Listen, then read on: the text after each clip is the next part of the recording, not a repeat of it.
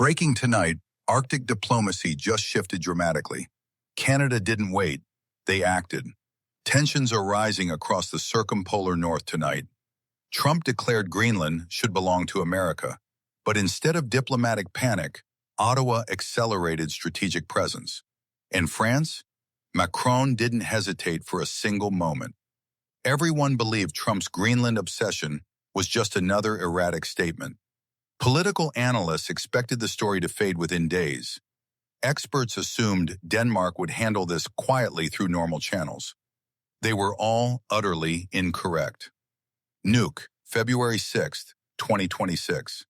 Standing at the newly opened Consulate General of Canada, Governor-General Mary Simon raised the Canadian flag on Greenlandic soil for the first time in history.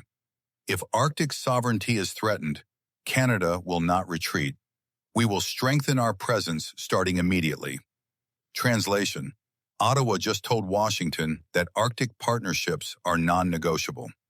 Canada chooses allies based on shared values and Indigenous rights, not imperial fantasies. And what happened next? The nation that invested decades building Inuit relationships reveals exactly why Canadian Arctic diplomacy is reshaping circumpolar politics while American unilateralism collapses. Here's what makes this moment so extraordinary. For decades, Canada maintained only honorary consuls in Greenland. Low-key representation, minimal infrastructure, the kind of diplomatic presence that says, "We're friends," without making bold statements. Then Trump opened his mouth. January 2025, the president-elect starts publicly demanding Denmark sell Greenland to the United States. Not suggesting, not proposing, demanding. He refuses to rule out military force. He threatens economic consequences for countries that don't support American acquisition of the world's largest island. Most nations issued standard diplomatic statements: respectful disagreement, concern about territorial integrity, the usual playbook. Canada did something different. November 2025. While Trump was still making threats, Ottawa quietly stationed Julie Croteau in Nuuk. Career diplomat, Arctic affairs expert, acting head of consular post. No press releases, no grand announcements, just professional, patient Canada doing what Canada does best, building relationships while others make noise. Then came the real move. February 2026. Mary Simon herself travels to Greenland. Not just any diplomat, the Governor-General. Nuuk on her mother's side. Former ambassador to Denmark. The single most symbolically powerful representative Canada could possibly send to this exact moment. The message was unmistakable. But Canada wasn't alone. Paris, same timeline. Emmanuel Macron watched Trump's Greenland demands and did something that surprised every analyst in Brussels. France announced their own consulate in Nuuk.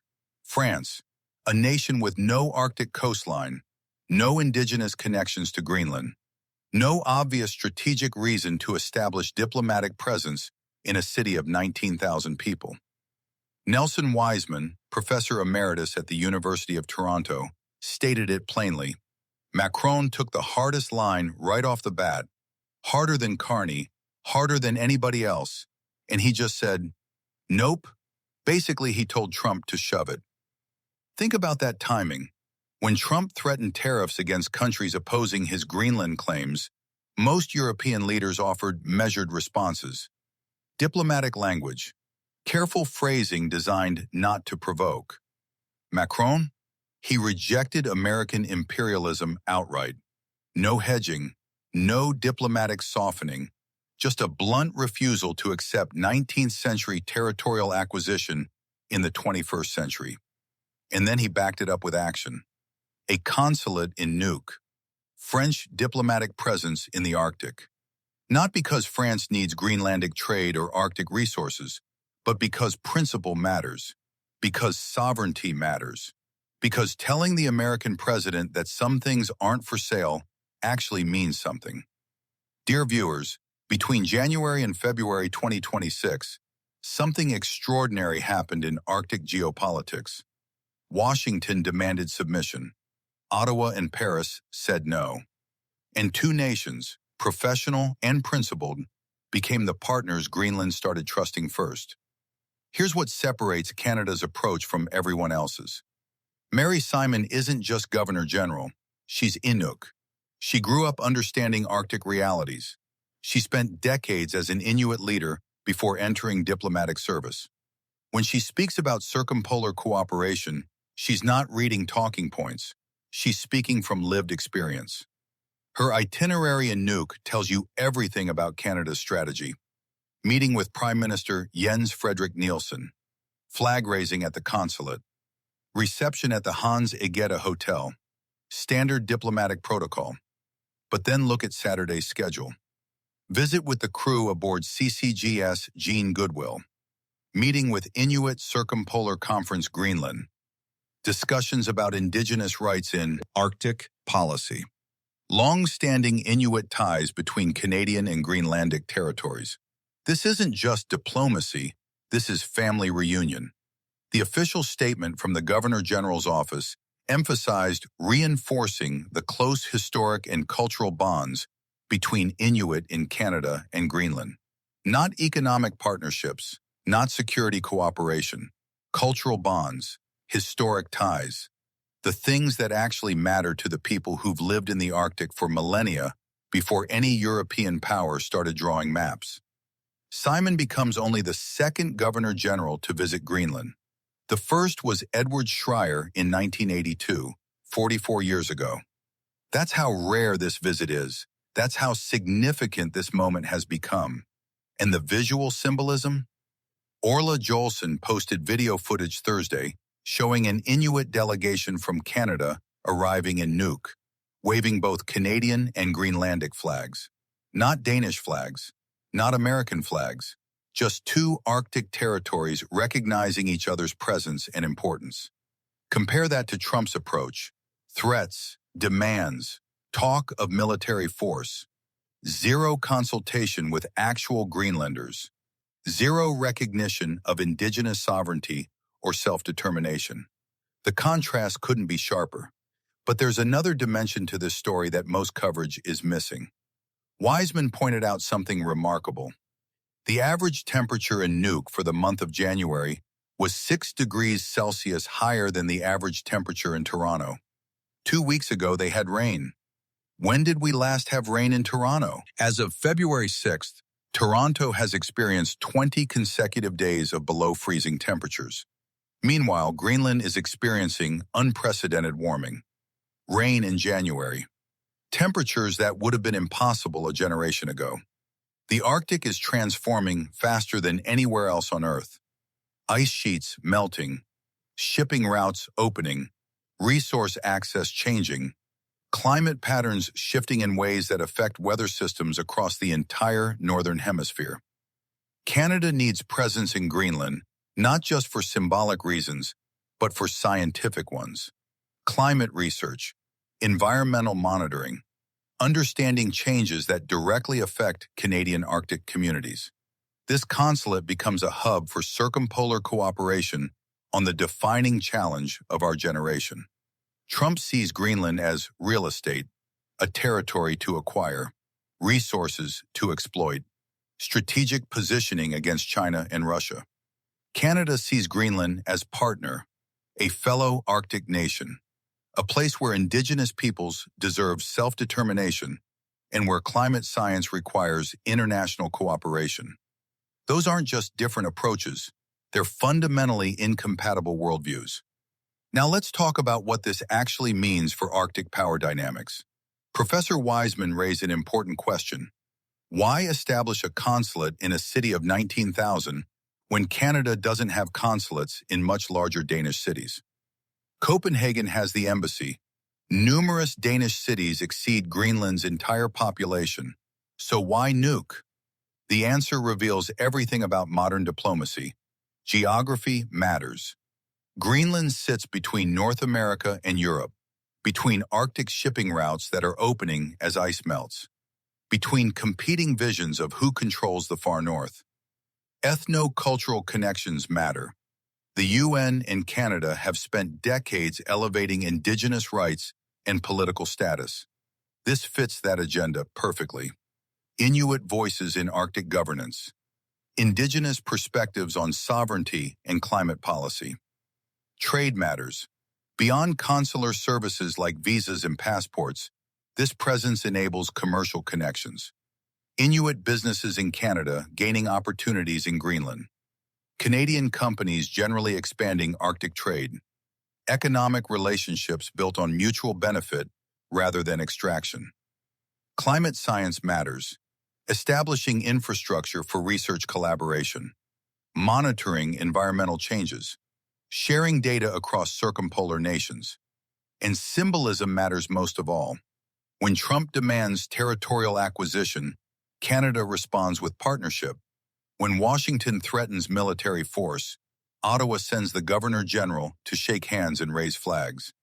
When America reverts to imperialism, Canada demonstrates what 21st century diplomacy actually looks like. France's calculation is different, but equally strategic. Macron sees Arctic governance as a test of whether international law still means anything, whether sovereignty matters, whether European unity can withstand American pressure, whether principle trumps power. By establishing French presence in Nuuk, Macron sends a message to every small nation watching this unfold. Territorial integrity is non-negotiable. Self-determination matters, and France will stand with countries facing imperial pressure, regardless of economic consequences or diplomatic complications. Step back and look at what's really happening here.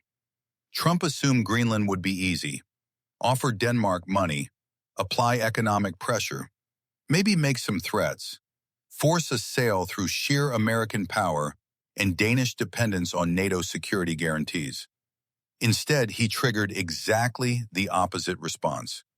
Denmark refused. Greenland rejected American overtures. Canada accelerated diplomatic presence. France established new consulates. European unity strengthened rather than fractured. The pattern is identical to every other Trump miscalculation. Assume allies will capitulate when pressured. Ignore their domestic politics and public opinion. Threaten consequences. Watch them choose dignity over submission. And then act surprised when sovereign nations refuse to be bullied.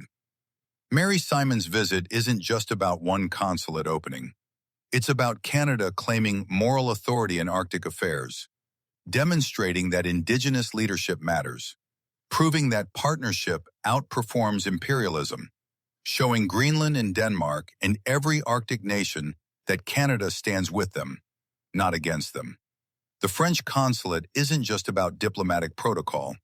It's Macron drawing a line, stating clearly that European values include rejecting territorial acquisition, making Trump's Greenland obsession a test case for whether post-war international order survives American unilateralism. Here's where this gets really interesting. Canada's consulate falls under Ambassador Carolyn Bennett's leadership. She's based in Copenhagen, but will make regular visits to Nuuk. A permanent consul will be appointed soon. Infrastructure is being built. Relationships are being formalized. This isn't temporary posturing. This is long-term strategic presence. Simon's Saturday itinerary includes meeting with Denmark's Arctic Council chairship team, discussions about circumpolar cooperation, kingdom leadership of the Council. The message: Canada sees Denmark as the legitimate authority in Greenland, not the United States. She'll meet with Inuit Circumpolar Conference Greenland to discuss Indigenous involvement in Arctic policy, long-standing ties between territories, the importance of elevating Inuit voices. The message: sovereignty includes Indigenous self-determination, not just state claims. And throughout all of this, the fundamental dynamic remains unchanged. Trump wants acquisition. Greenland wants autonomy. Canada offers partnership. France provides principle. Denmark maintains sovereignty. The Arctic is warming faster than anywhere else. Trade routes are opening. Resources are becoming accessible. Climate change is accelerating. And the question of who shapes Arctic governance in the coming decades is being answered right now in Nuuk through diplomacy rather than demands. This is Canada choosing to lead through values, France choosing to stand on principle. Two nations telling Trump that some things aren't for sale, some relationships can't be purchased, and some visions of the future reject imperialism entirely. The consulates in Nuuk represent more than diplomatic presence. They represent a different kind of Arctic future, one where Indigenous voices matter, where partnership outweighs power, where climate cooperation exceeds resource exploitation, where sovereignty means something more than military force. And if you're wondering whether this approach works, just watch what happens next. Watch which nations Greenland trusts, which partnerships deepen, which vision of Arctic governance actually shapes the next generation. Trump made Greenland a test. Canada and France are passing it, and the Arctic is watching very, very carefully.